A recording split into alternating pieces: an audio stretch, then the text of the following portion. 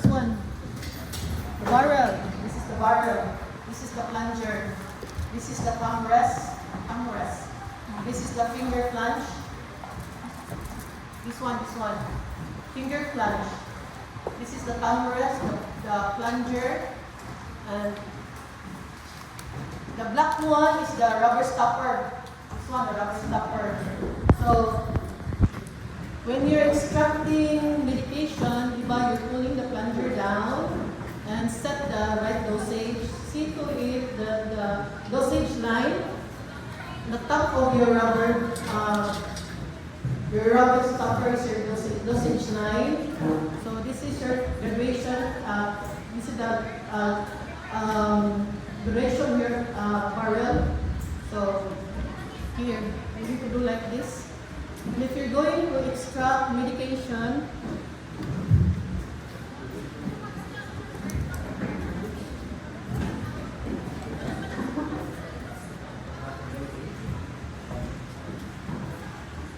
remember, I'm not using the gloves. Inside, in the vial, it's sterile. But this one, it's unsterile. So the nurse who is not using the sterile gloves can touch this one and also this one. So this is your cotton with alcohol.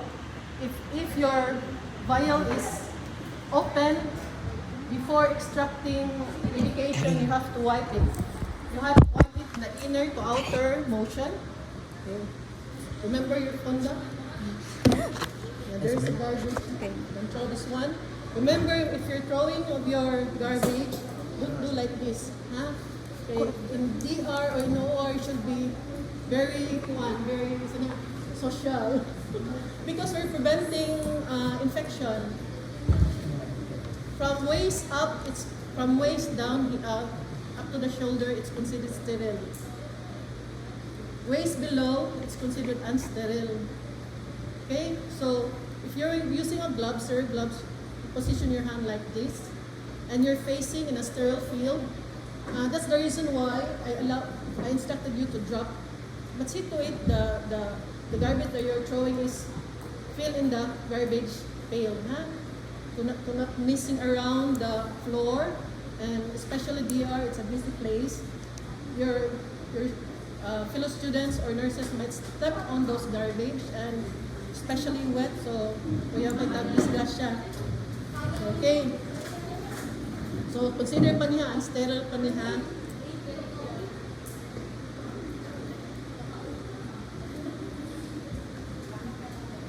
So you do like this, See to it, the bevel, you know what is bevel? That is below the medication or the distilled water. Okay, you do like this. Don't do like that. Don't do like that,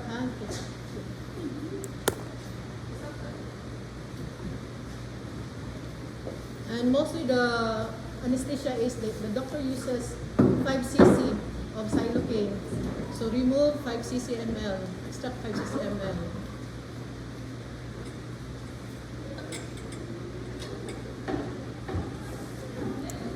Remove the air inside the barrel, because if you're not going to do that, when you going to extract the air, your dosage will be it will be under dosage, because the doctor is using 5 ml and you're extracting the excess air in the barrel. So some anesthesia is being removed, so under dosage na mo.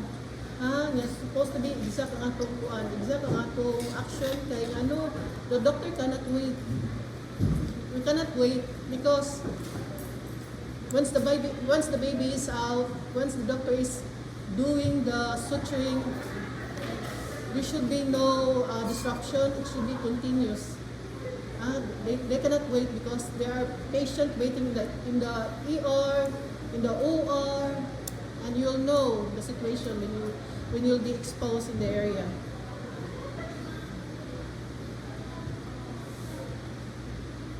Okay, that's it, You do the position like this.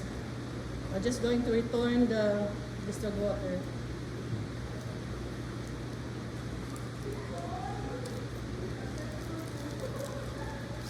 So this is your tuberculin.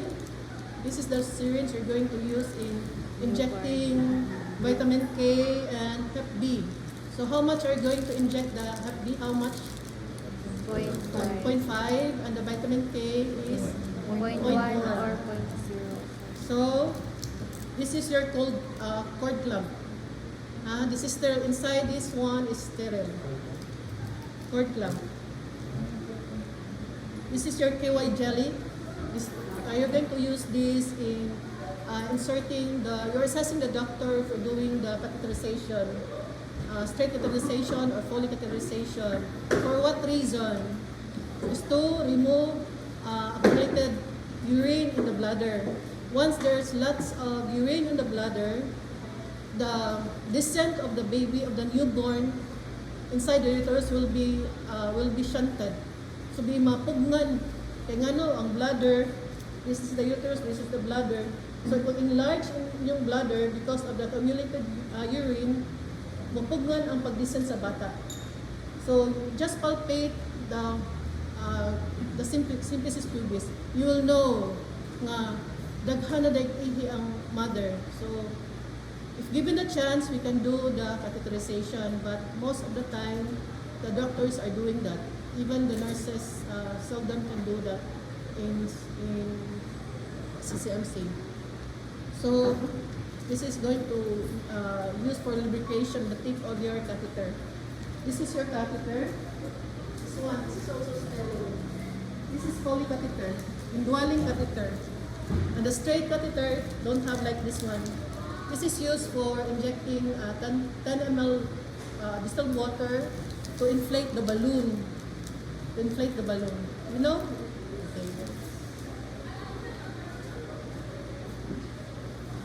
So are you familiar with the instruments? No? So this is your banded scissors. So I think you have your one of your paraphernalias. So our banded scissor in the area is much bigger than this one. Okay. This is your Kelly cord. Normally they're using Kelly cord because it prevents from picking the thigh of your patient. Okay, cord man siya, di siya direct ano. This is your surgical scissor. This is used for cutting the sutures.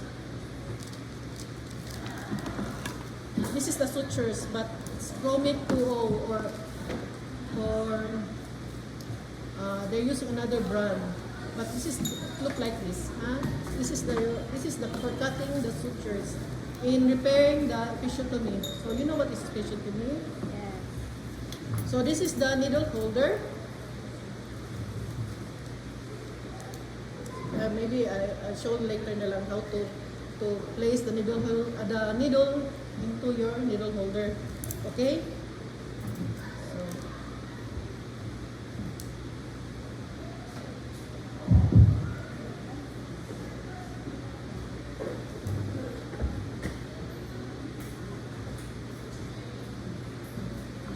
So the responsibility of the handle nurse and the cord care nurse and the newborn nurse, once the mother is mounted, means placed in the DR table, you have the newborn care nurse is the one who, normally they're the one cutting the cord. They're the one cutting the cord, but it depends upon the setup of the hospital.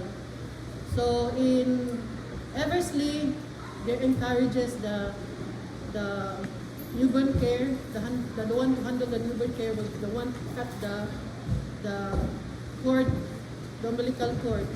How are we going to cut? Can you imagine na lang, ha? Imagine. Ano?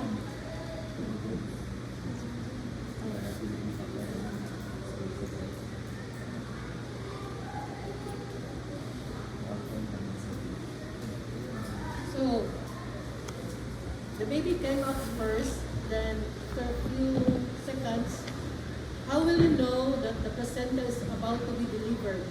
So what are the signs? First is lengthening of cord. This is one. Okay. Lengthening of cord.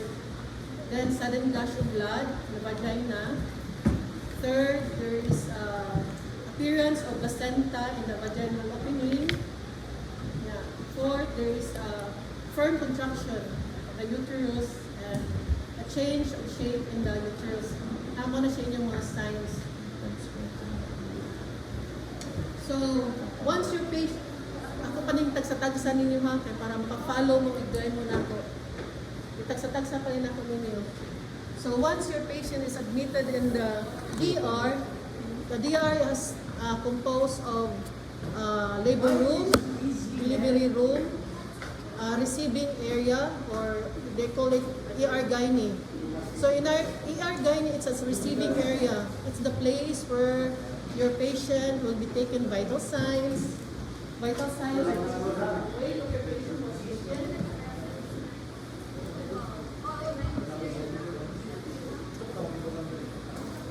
Your OB history, it's GT-PAL.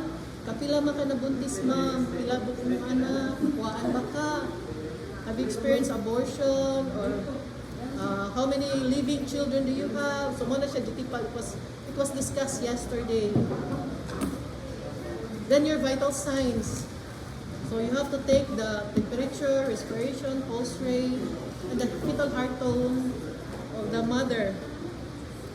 Then, so remember, for easier location of your fetal heart tone, you have to do the Leopold's maneuver. Remember yesterday discussion? You have to do the Leopold's maneuver first in the fundus. Okay, say next. Sides, then sa pubis, o then sa. Okay, that's. Then after that, you have the data of your mother, you have the history of the mother. The doctor will, and once the patient has a vaccine card, they have the vaccine card, they immediately transfer the patient to the labor room. So in the labor room, you're going to do the fetal monitoring. Usually, normally, if there is no problem, the fetal heart tone is taken every hour.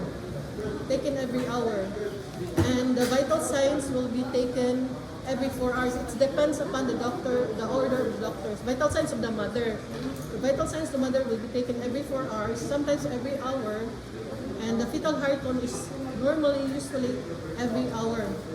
So then we also do the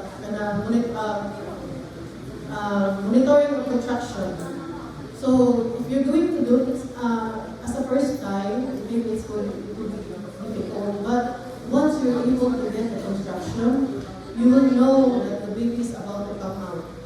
If the interval is 1 minute to 2 minutes, the baby is about to come out. But every now and then, we're going to check the vaginal opening. And sometimes mother, it seems that they're so relaxed. They're just there, and you cannot see any pain in their faces. But once they said, I'm about to do bowel movements with kalibangon, so you have to check sa vaginal opening kay mo na siya. Why is it na those women experience is about to give birth, they're going to say that kalibangon ko. Okay, because the anatomical structure of the uterus and the so every time the baby is going down, descending down, so it's also pushing your large intestine. And as the baby goes down, it also pushes your bladder. So sometimes mother has difficulty urinating. Even though the bladder is distended, but they have difficulty in urinating. So one way of helping to deflate the bladder is through the catheterization. Okay, so if ever you palpate, you can see that, you can feel that there is a combination of urine. Okay. So once your mother is in the DR table, normally the nurses starts the IV fluid. They're using the plain LR or the plain SS fluid, 1 liter. And sometimes they incorporate oxytocin, sometimes. Once as you know, the nurses is preparing the oxytocin, you should every now and then check the IV fluid rate, because oxytocin will aid the contraction. So, kukuha siya, to stimulate uterine contraction. So, if your patient is hypertensive and your patient is receiving oxytocin, you also inform me and the nurse. So, you should inform me because that's one indication to stop the oxytocin. So, it's very dangerous. Okay?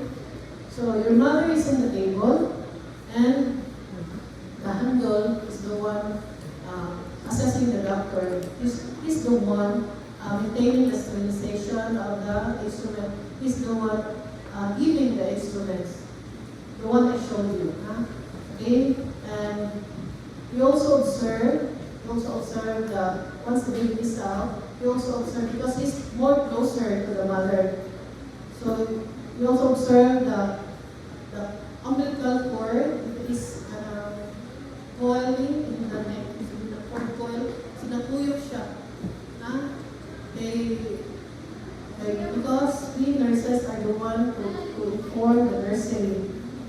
Some babies, some newborns are being placed with the mother together in the ward, but some babies are go directly to the NICU because of that situation. Cord coil, meconium stain, the babies passing out meconium. You know what is meconium? Tapping na sa baby. It's colored green. It's the bowel of the baby. So if the baby is if the amniotic fluid, you know what is amniotic fluid? Yes. So if the amniotic fluid is meconium stain, dirty, the normal color of the amniotic fluid is straw like or clear water. So there is no meconium present in the fluid. But once the fluid is greenish and muddy, so it means the baby is passing bowel movement na siya inside the tummy of your mother. One that is happening, so there's a possibility that the baby is ingesting his own feces. So that's also the cause that the baby is placed directly or transferred to NICU. And also, okay, we go back sa delivery.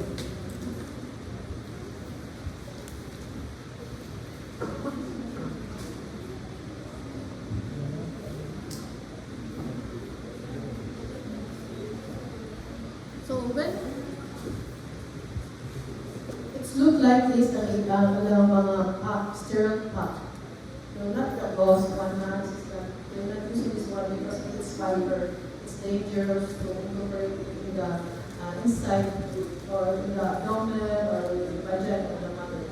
So they're using cloth or cloth. So we're going to read the label that we are set, the date that is autoclave and the signature of the nurse. And you have to see if it look like this, if it is autoclave. Before this autoclave look like this, it's like a plaster with a stripe of white. Once it is autoclave, it's look like this. And it's a black na stripe. So naluto na rin siya sa machine, autoclave machine.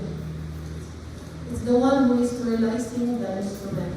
100% free from microorganisms.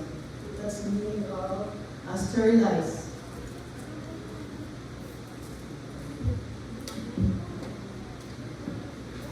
So once you're placing the patient, so you're going to do flushing. Flushing with this. Only tap water, you're only placing here tap water. So if you do like this with these blue pads underneath the buttocks and the table of your mother. So you do the flushing and do the perineal cleaning.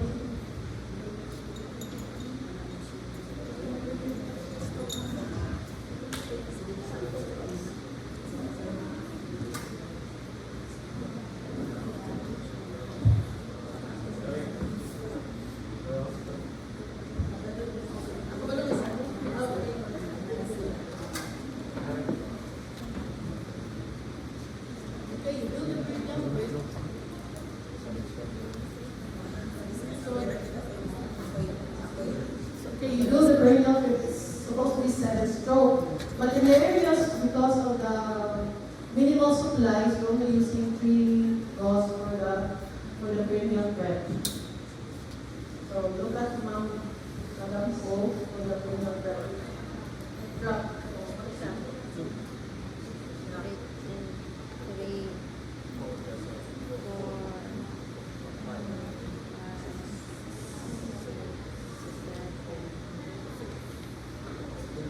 Okay. After that, the handle will the one will open the sterile DR set.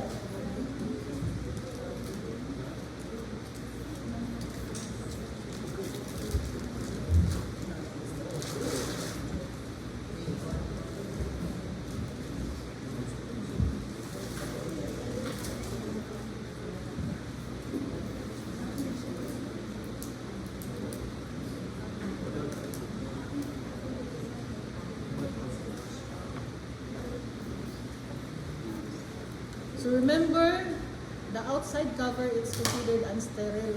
Although it undergo autoclaving, but there are many hands touching this one. Diba? In transporting, in placing the table, in preparing. So this is called, the outer cover is still considered unsterile na. So anybody can touch this one.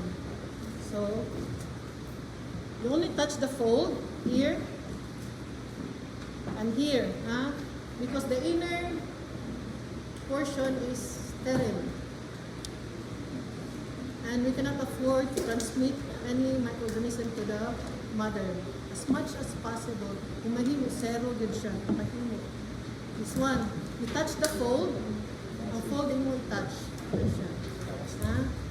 Then, here, you place it here.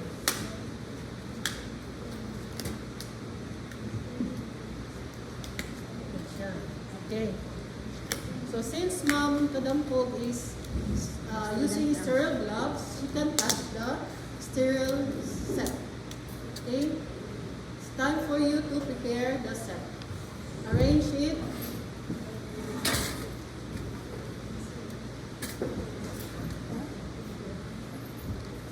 This is your perineal pad for supporting the perineum for Richards maneuver. And the gauze is used for removing blood. So, later pa. So, we're not going to open the sutures because there are times that the mother has no laceration. So, later na, if the doctor is going to do craniotomy, or if there is a laceration, then can open the sutures and the anesthesia. So, mostly the patient is placed in the DR once the hair is seen on a vaginal opening. So, makita na ganyan na siya, pagutang na siya din. Then,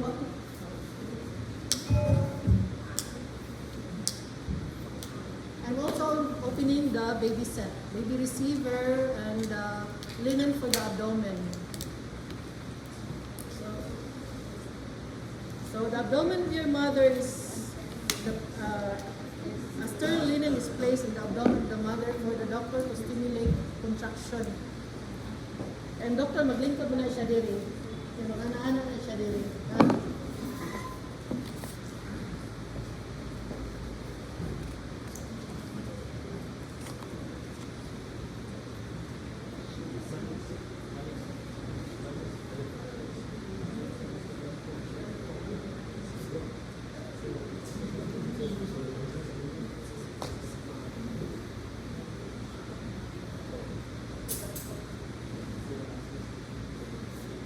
Siya pag-serve, ha?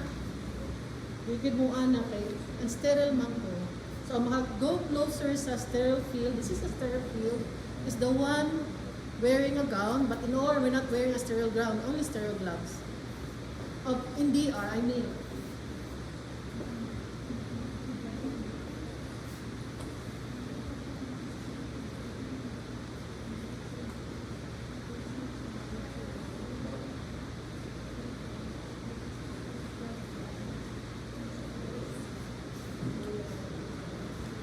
Okay, so, kita na lang, you have seen the head of the baby, so the doctor will keep on instructing the mother, push, bear down. How are we going to instruct the mother? The most perfect way instructing mother is when she is in labor, not in the DRT ward. So the mother is going to hold his leg, this one, gunit siya. Then when she going to bear down, she raise his head down like this, mag-anak siya. Uban, lahi man uban. Try to check yung neck, kung mubunot yan yung neck, it means ang iyang pag-pushing down, pag-bear down is wrong.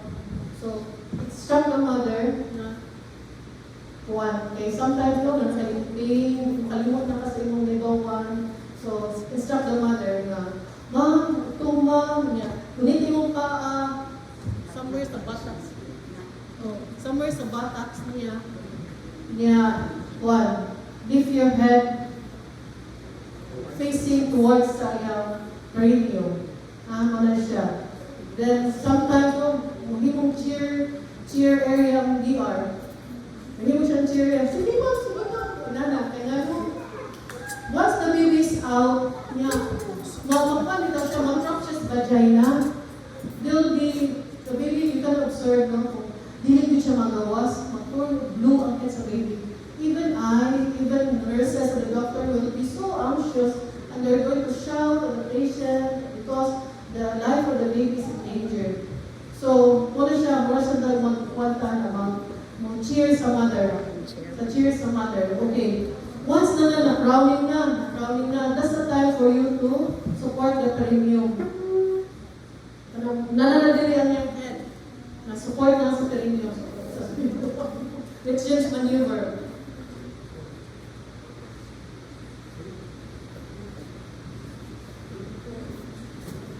So, pag-support sa perineum is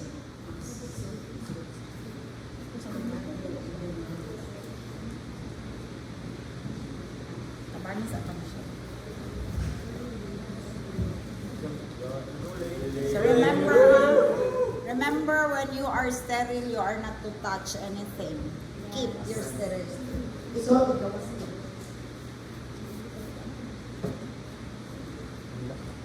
So this is the anus, this is the perineum, and this is your vaginal opening. See to it that you're doing the support here, not here, because you're blocking the way.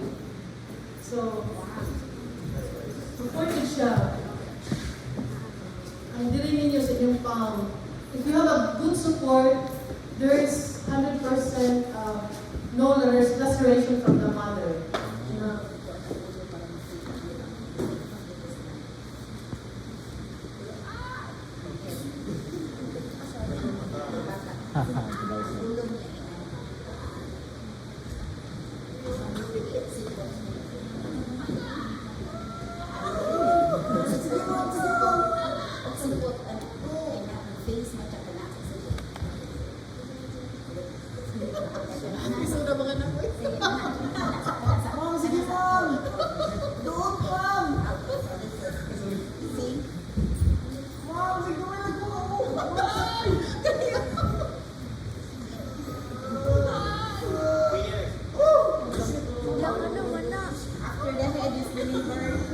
Drop this one.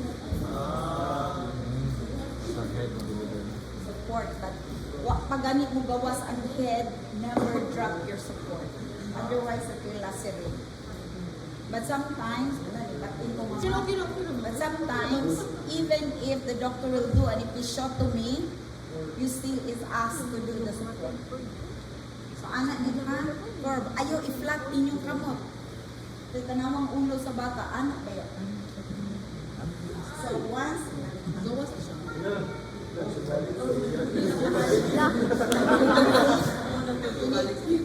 inigahangad, awagikan sa occiput, then mo extend ang bata. Your support will go down. And mo block man imong kamot to delete, so you have to go down. Gawas na siya. There. Like that. Ha? Antod mo gawas kinaya.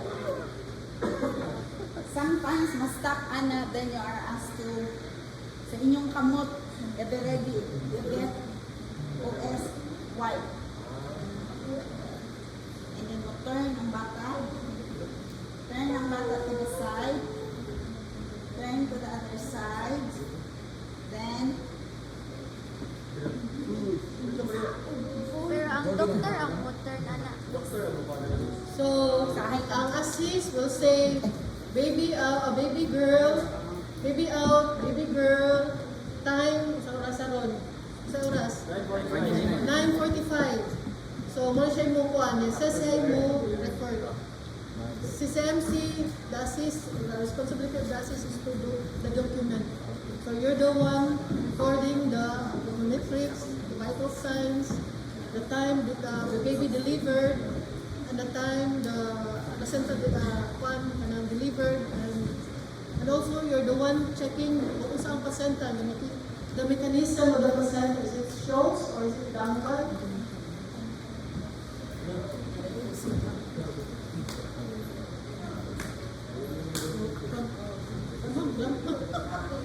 yeah.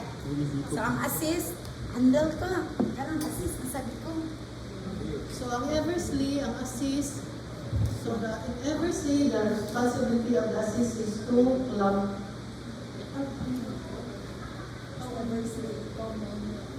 Ang assist. Ang assist. Depende naman. Okay. I-hold sa pero explain man si Mama. Ikaw, siya. Kanito ka kanito. Kanito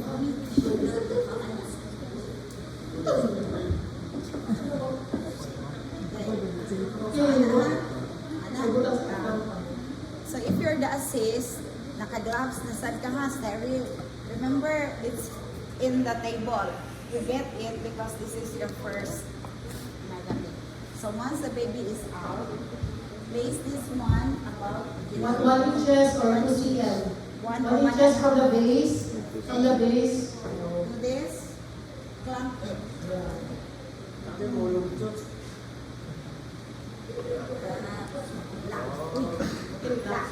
And then, we get the scissors. And Kelly, na?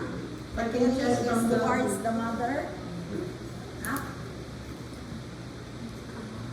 The other hand should hold both ninyong kamutahan, the bit. And then you cut it above. Once it's cut, drop it. And then the baby is put. And then the doctor, or ikaw na handle, nagpabili, which is this one. And then you wait for the placenta to deliver. So what was The baby, we receive na sa assist. Ako handle bang to, so the assist is there. Kung sa ganito yung buhaton, dapat, na sa stomach, so sa inyo buhaton. Why the baby? Why? So in Eversley, we do always something. After wiping, so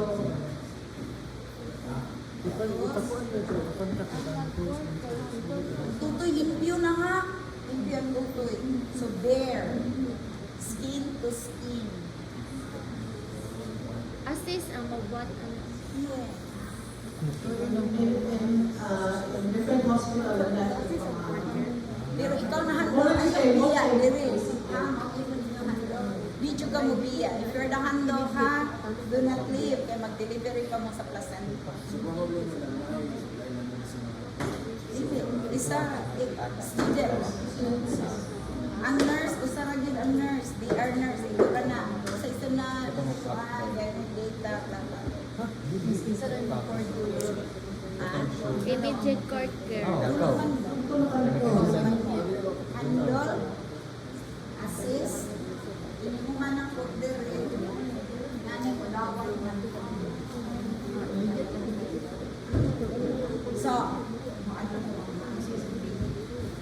once ongoing, kita magyud mo no, ongoing, do not forget to turn on the light.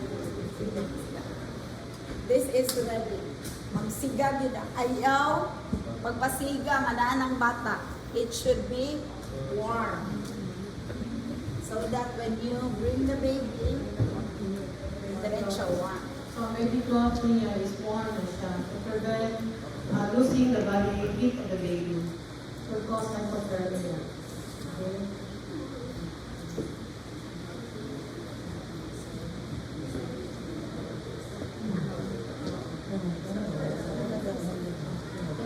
So after, so you know the signs of placental exposure, no? Kung kami na sila, kabalong mention ba niya? Sa to? Sa to mga signs na the placenta is about to be delivered?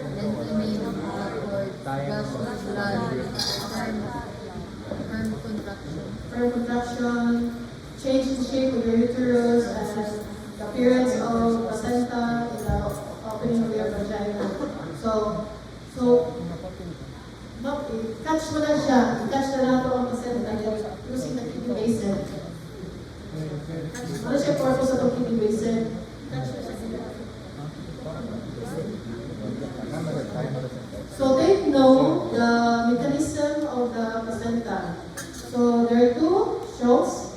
So what's the sign na ano shows na siya? Clean and shining. So also na ang shows as sa baby side. So sa baby side siya, so ang iyang detachment is sa center. No? Okay. Ang placenta is i-attach mo na yung placenta sa mother and the baby. So muna siya o ng station ba? Muna siya station to deliver the food, the blood, the oxygenated blood, and the nutrition for the baby. And also, the placenta is also the station to remove the waste from the baby, going to the mother, and the mother was the one to remove those waste from the baby. So muna siyang station. So kung detach siya, shows siya shiny, so it means detach ito sa baby na side here. So dito sa center. So kung dankan, sa side sa mother, so na-detach siya dito sa side, nakapal mo, naka-picture out mo. So once the placenta is removed, you have to check kung contracted ba ang uterus sa mother. So you have to see, you have to see if there is increased blood coming out from the vagina. Okay, kung makakuha mo na daghan yung blood, so it means the uterus is not contracting. Why is it there is a blood? Because of the opening sa connection sa placenta. Kaya open ko na siya. The connection mo sa mother sa baby. Kung na-out naman ang baby, so ang opening niya is opening. The one way to close that connection is for the uterus to be contracted always. To be more regular siya, contracted in the uterus. So kung contracted in the uterus, there is a lesser risk of bleeding. Okay? Bunga. So, then, example na, lacerated ka yung mother, lacerated siya. Or issue to be sa doctor because of ganang dako kay ang baby. So, need to be widen the opening of the vagina. So, I have to serve the syringe and the anesthesia.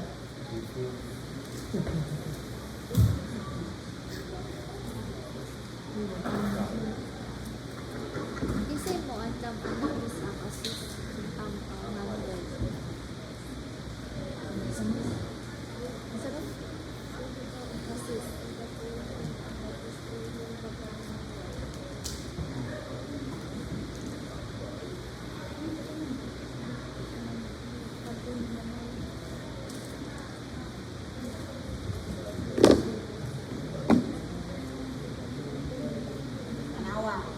Everybody, if iserve ang anesthesia because unsterile, ako may sterile, I should not be in contact with the circulating nurse, ha? So careful. Kasi matusok ninyo ang nurse, na? So, why kurugay? Shoot. Okay. Draw. So, where siya? So the needle should be gauged to a little that is much bigger. So, 5 millimeter mo, ha? Mga pinag-injection sa Secure mo.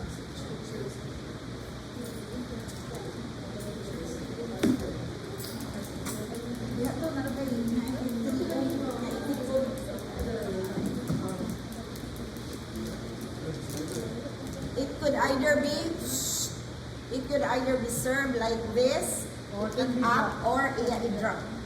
Drop. Drop. Okay. And then there's a small cap. You open that one. Then you will see a needle. So you use the needle holder.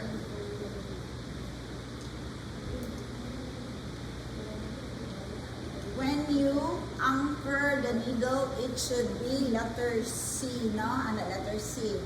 So I am right-handed. So you know that the doctor, you should know if the doctor is left or right.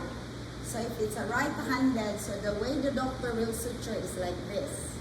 So the needle should be facing right.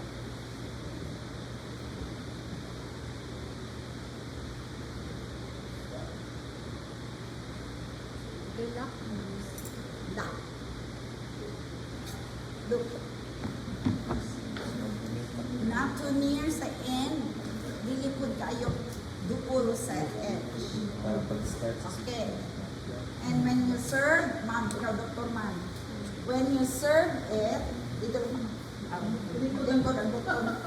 Pag-likod na kayo. Okay. Do not remove it the entire kay ma-unsearing. So make sure you receive niya and then slowly remove. Sa time. There's a time ang doctor gunitan niya. And then you're going to give when you serve instruments, the handle should be handed towards. So the wato na ni doctor, mag-suture. And then ikaw, you're going to handle the surgical scissor because the doctor say cut. And then you will ask short or long. Allah. Short gani, closest to the nut. Long gani, farthest. Doc, short, long. Cut. Cut. But at the same time, you have to be observant. Handle ko ha, handle. Tanaw biya akong role as handle.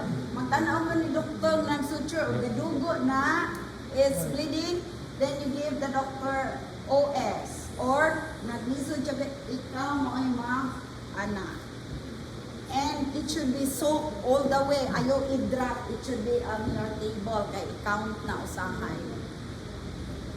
Ayaw usiki. Imuhang OS ha. Tagpila inyo 10. You're given 10 in one set.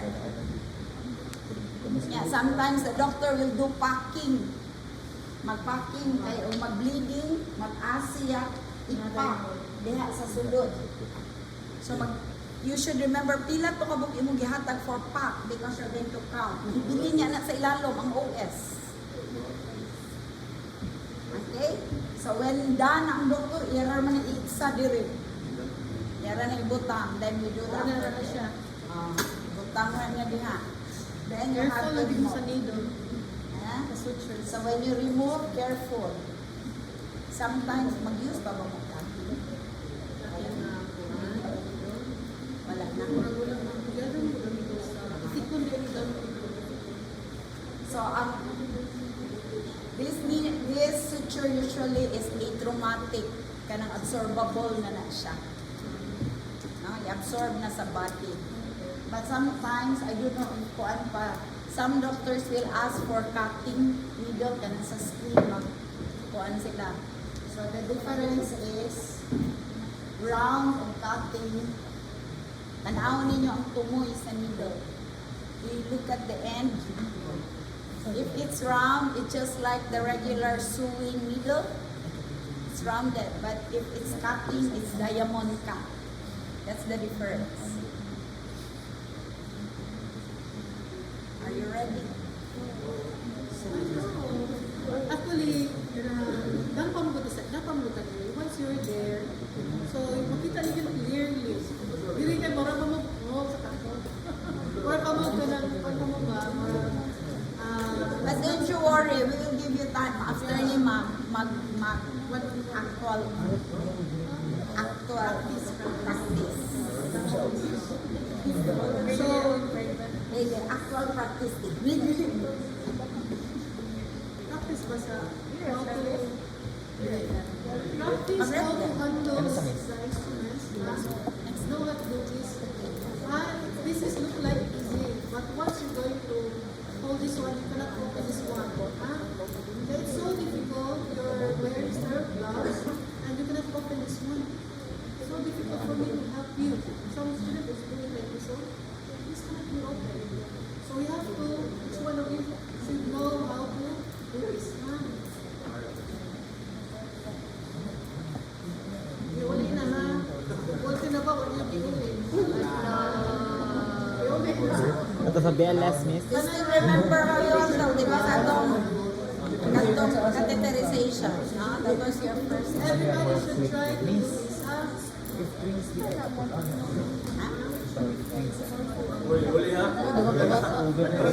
One after the other, they usually break ng mga 2 minutes.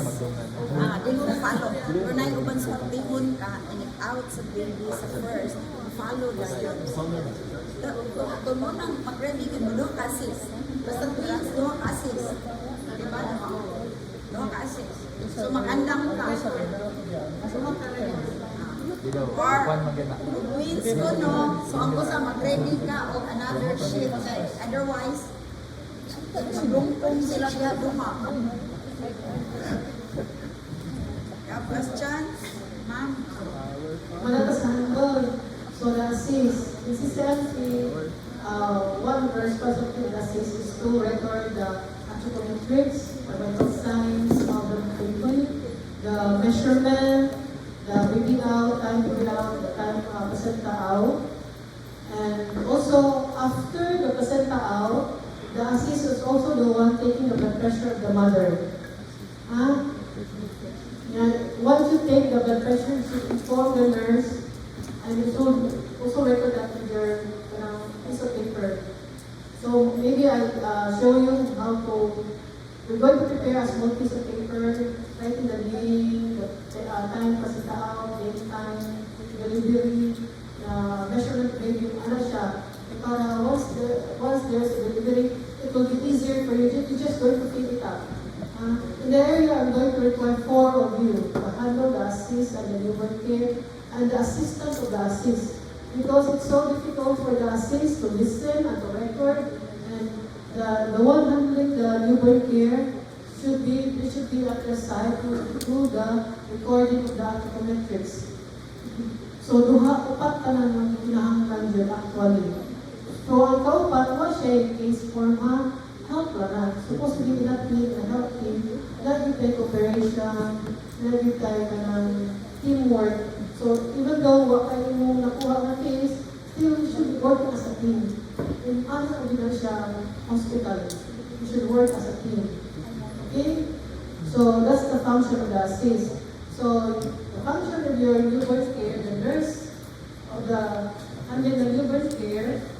So ang standing mom receiving the baby like this, no? The mom, ano siya anak.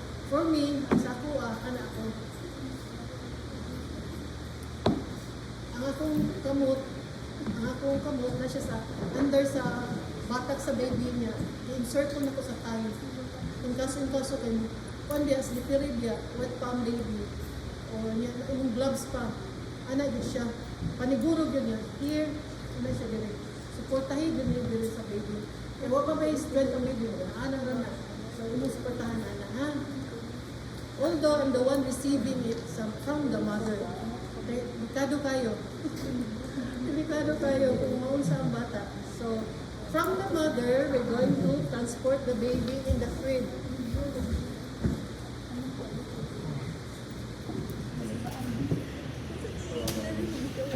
So, should like, once the mother is mounted in the DR table, the newborn care nurse, student nurse, should turn on the biscuit clock to keep the cloth or the underpad or the baby cloth, the lamping. Should be warm siya, ha? Okay. Usa sa ni sa cause of losing the heat of the baby. Body weight, body heat. babies easily go to hypothermia. So you know what is hypothermia? The body temperature is below 36.5 or no, below 36. It's so dangerous. It will can cause death. So first is you're going to wipe the baby. Faster kinini pag-wipe ha, faster na siya. Okay. Then at the same time, you're going to apply your Apgar score. So first, in yung heart rate, kung mo na, pamata ko sa heart rate, white pa man mo, maybe you observe the color. Kung iyang body is all pink, yung score na siya 2. Kung iyang body niya is, kung iyang skin color is blue, some extremities are pink, color na siya, o score na siya of 1. So if the baby is 1, so 0 na siya. The lower the number of your Apgar score, there's a need of the baby to be resuscitated. 3 or 4 below need to be resuscitated.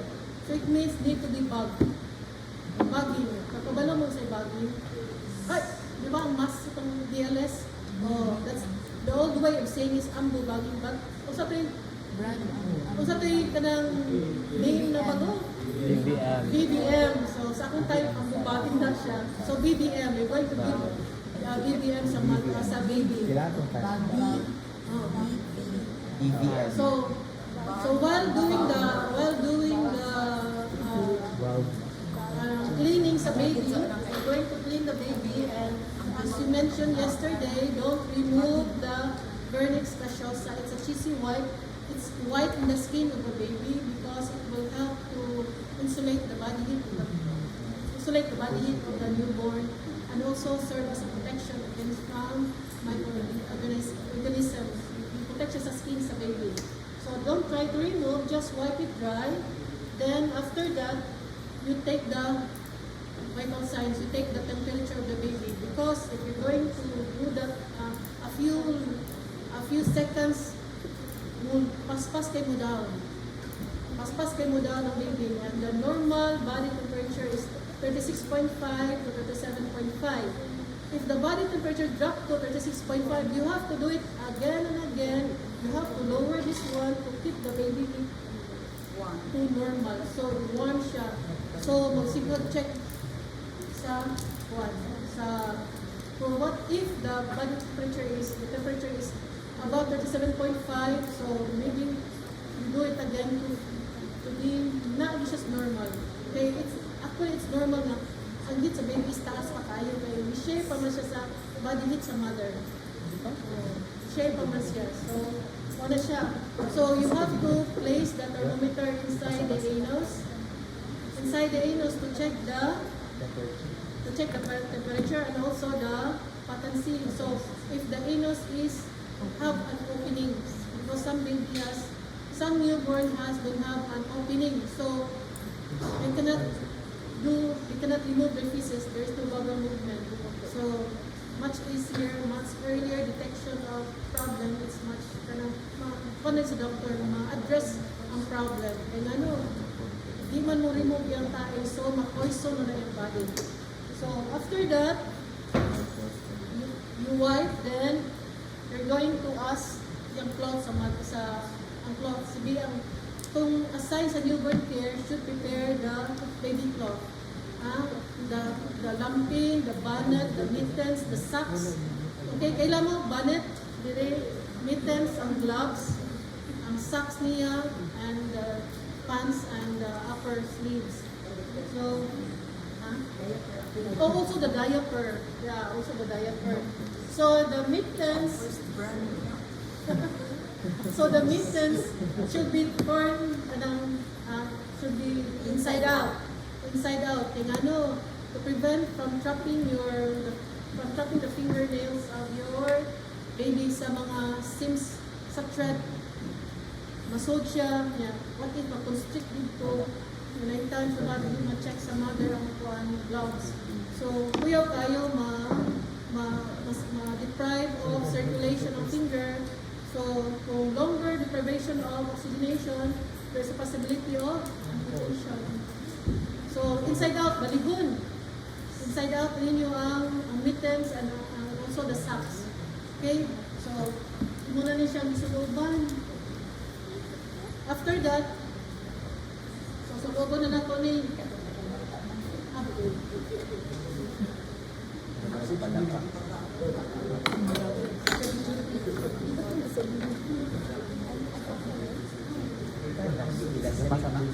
so kung na yung mga manghod, na yung mga manghod na gagmay, so I think that is easier on your part to dress the newborn. So I'm supposed to be wearing gloves, huh? The handle and the newborn care, student nurse should wear gloves, huh? Only the assist, some CCMC, but in every sleep, the three of you is wearing gloves. I want man sila yung documentation dito.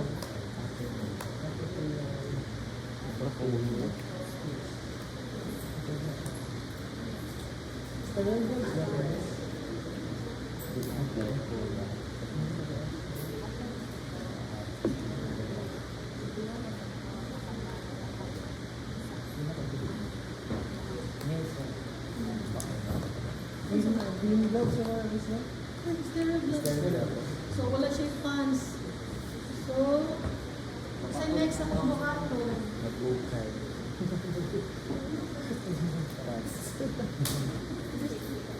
Infant pan.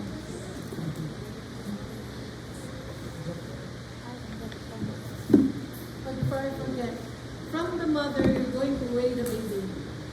From the mother, you're going to weigh the baby. After weighing, replace your rib. So, nakuha na siya, na-dress na. So, that's the time for us to inject the vitamin K.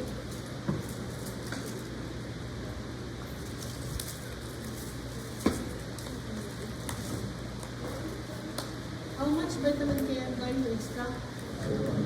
0.1. So 0.1 is here. Ang 0.1, nadirya, 0.1. Ha? Ang 0.5, ang FB. Oh, 0.1. So, the vitamin K should be given at left side, sa left leg, left thigh. Ha? So, ako na siya decide ang baby kay bastus lateral, bastus lateralis. Decide na siya, then I'm going to do like this.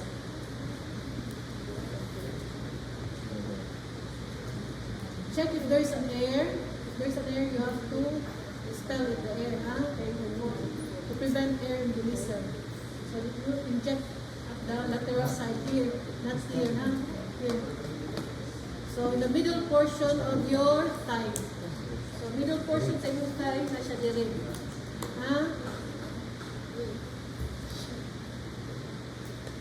And the hip B should be injected at the right side.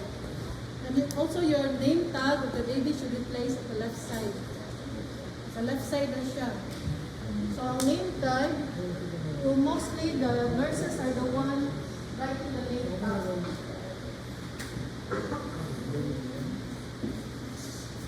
When the baby is, the newborn is a girl, should be using pink, and it's a boy.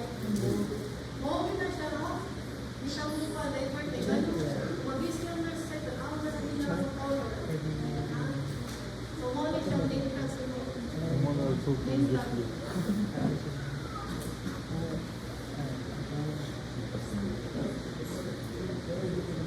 So, here, baby.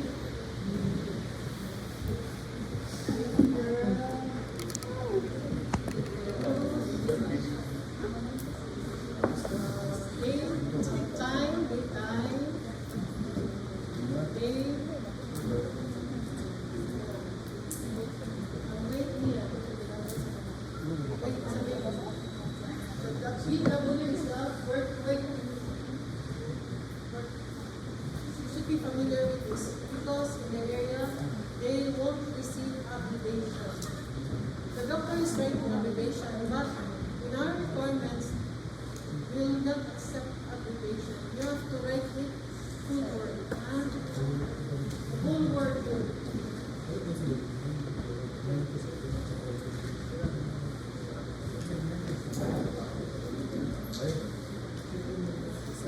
So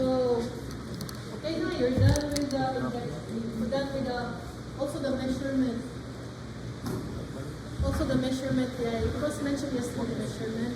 Some hospitals are, they're measuring the body length by following the curvatures of the body of the baby. By following the, I get a picture.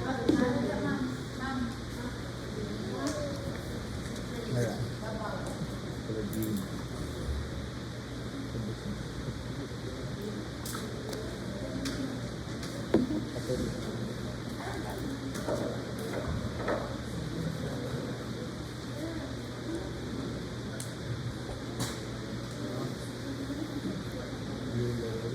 So, in CCMC, they're following the curvatures of baby. Beside na nilang baby. Here, doing like that. Doing like this. But in some, St. Anthony Mother and Child, they have a tape measure in their crib like this. Like this, and they're going to place the baby like that. Then read what's the tip of the hip of the baby. Okay? So inana na siya. Ito. So we're just going to adjust. What's their way of doing it? The only thing that should not be changed in any hospital settings, the only principles that should not be changed in any hospital settings is your sterility, aseptic technique. You should not violate the sterility of your equipment, your instruments. And before approaching to your patient, before doing any procedures, you should do hand washing. If there's a soap and water, we should hand wash our hands, but if there's no water, there's no soap, so you can do alcohol. Okay? Okay, why is it important to breastfeed right away or have a contact sa mother, skin to skin contact sa mother? Is to establish rapport, initiate warm, also initiate contraction. Once the baby is breastfeeding, early breastfeeding, why is it important to have early breastfeeding to have warm sa baby? Yeah. Initiate contractions. Once the baby is breastfeeding, there is also a contraction in the uterus of their mother. Connected na sila once baby mo breastfeed, ang uterus ng mother contract. So there's less possibility of bleeding. Okay?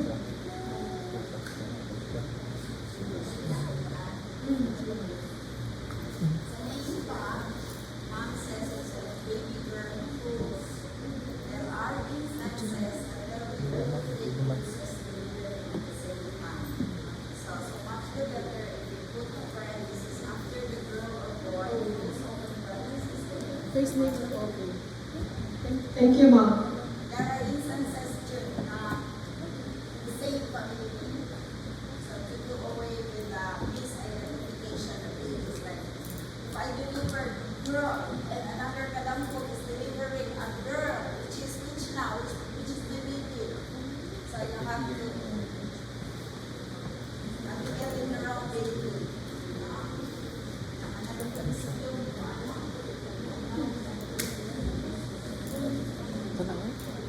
Then another also, the moms told you that depending on agency protocol as the measure of the men.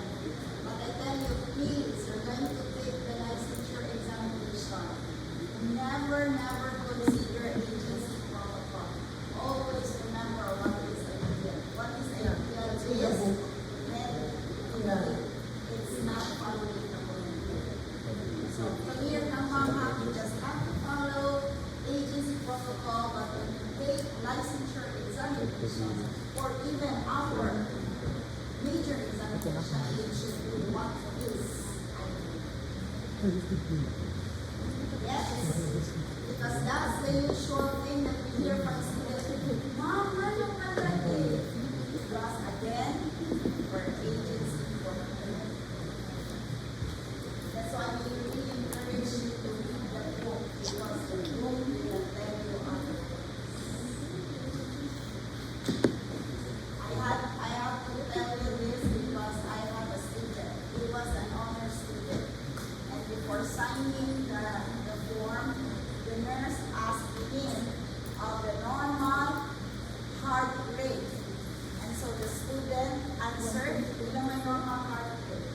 60 to 100.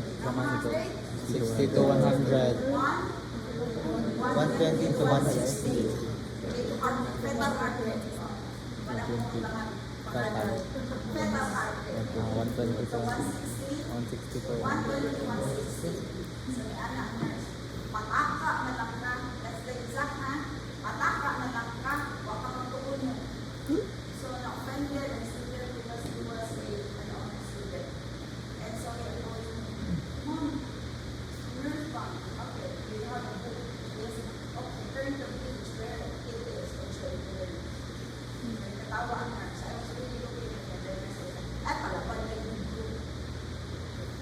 I don't like that comment, but it's good that you're going to argue. Ako din ako mag-argue nila. So, that's why every time you go on to encourage one, at least mag-uting ka mo. One who because there are nurses who will really test you. Is that really giving you more important to test you? And sometimes, remember that sa orientation sa UC Med, the UC Med, you will just share it with you. Because I was the one standing up. The UC faculty says that the UC nurses, the UCER nurses are sometimes humiliating, embarrassing the students before signing. Bakit? Sila, but you should bear in mind, part na sa ila siguro personality. So, I stood up. That was the first time na mo-affiliate na sa UC. So, I told them, I am from the University of San Carlos. I do handle students in the delivery room for the longest time. I always intervene in cases that the nurse on duty will have questions na beyond. Remember that our role is to facilitate learning, not to humiliate students. We are not paid to humiliate students or embarrass students. We are there to facilitate learning. So, isulti ko ato ngayon. Ang head sa UC Med, ato mang graduate. So, mula pa doon siya nakapabor pa. Na? But anyway, always bear that in mind. No? Be assertive. Mahal, di mo gibayan sa RE nga. Paulawan lang mo. No? So, Ades, uwinon ka. Ma'am, sorry, I forgot. Yung ganito ma'am, like mamahal. Search ako. And then, make it true. Go search and now I know ma'am, it's 120 over 1 hour. 120 to 160. Sabi niya siya, hindi makaanak. Show your choice. Ingon si Jonathan ma'am, 120 over 120, 160. Isn't that Jonathan author? Talagang ang brother SBB. Oh, you call for Jonathan if ever. Ma'am, you do that for ma'am. Kanang na ay patay. What price? You call Jonathan and in the name of the Father. In the name of brother. Okay, any questions? But we will give you time to go through this. Ano naman orasan? San? No, the boy baga ay